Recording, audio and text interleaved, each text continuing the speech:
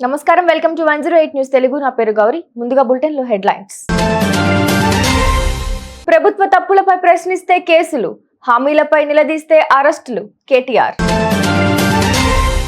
ఇందిరమ్మ ఇంటి నమూనాను విడుదల చేసిన సర్కార్, సోషల్ మీడియాలో ఫోటో వైరల్. 14న సాగునీటి సంఘాల ఎన్నికలు, నిమ్మల వెల్లడి. అయోధ్య కుంభ్ బాబర్ మనుషులేం చేశారో గుర్తుంచుకోండి, యోగి.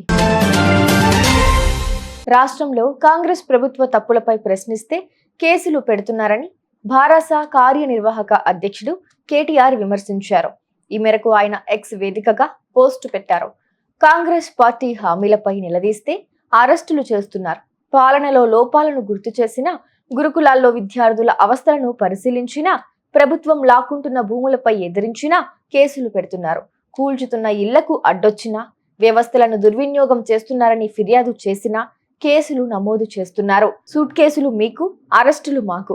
మాజీ మంత్రులు, మా నాయకులు హరీష్ రావు, జగదీష్ రెడ్డితో పాటు ఎమ్మెల్యేలు, ఎమ్మెల్సీలు, నాయకుల అరెస్టు అప్రజాస్వామికం. తక్షణమే వారిని విడుదల చేయాలి అని కేటీఆర్ డిమాండ్ చేశారు. ప్రజల అవగాహన కోసం ఇందిరమ్మ ఇళ్ల నమూనాను రాష్ట్ర ప్రభుత్వం విడుదల చేసింది. ఇళ్ల నిర్మాణంలో పేదలకు వెసులుబాటు కల్పిస్తూ విధి విధానాలను నిర్ణయించామని, కావాలనుకుంటే అదనంగా ఒక గది కట్టుకోవచ్చని సీఎం రేవంత్ తెలిపారు. ఉన్న స్థలాన్ని గరిష్ట స్థాయిలో వినియోగించుకుని నిర్మించుకునేలా లబ్ధిదారుల కోసం ప్రతి మండలంలో ఒక నమూనా ఇంటిని నిర్మించి చూపిస్తామన్నారు. అచ్చం అలాగే కట్టాలనే నిబంధన లేదని స్పష్టం చేశారు. సాగునీటి సంఘాల ఎన్నికలను ఈ నెల 14న నిర్వహించనున్నట్లు మంత్రి నిమ్మల రామానాయుడు వెల్లడించారు. 3 అంచెల్లో ఎన్నికలు జరుగుతాయన్నారు. తొలి రోజు సాగునీటి సంఘాల అధ్యక్షులు, ఉపాధ్యక్షులు, 2వ రోజు డిస్ట్రిబ్యూషన్ కమిటీలు, 3వ రోజు ప్రాజెక్టు కమిటీలకు ఎన్నికలు నిర్వహిస్తామన్నారు. రైతుల సంక్షేమం కోసం తమ ప్రభుత్వం 2015లో సాగునీటి సంఘాల ఎన్నికలు నిర్వహించిందని, 2020లో గత ప్రభుత్వం సంఘాలను రద్దు చేసిందన్నారు.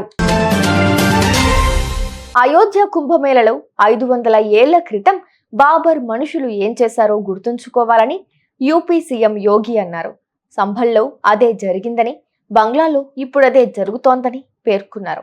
ఈ మూడింటి స్వభావం, వాళ్ల డిఎన్ఏ ఒక్కటేనన్నారు. రాముడు సామాజిక ఐక్యతకు పాటుపడితే దాని విచ్ఛిన్నానికి కొందరు ప్రయత్నిస్తున్నారు. ఇప్పుడు అయోధ్య కొత్త గుర్తింపును సంతరించుకుంది. 500 ఏళ్ల తరువాత గుడిలో రాముడిని మోదీ ప్రతిష్ఠించారు అని అన్నారు. చూసారుగా, ఇవి ఇవాల్టి బులెటిన్ అప్డేట్స్. మరో బులెటిన్ తో మళ్ళీ ముందుకు వస్తాను. అంతవరకు keep watching 108 news Telugu. Please subscribe to 108 TV. Subscribe to 108 TV.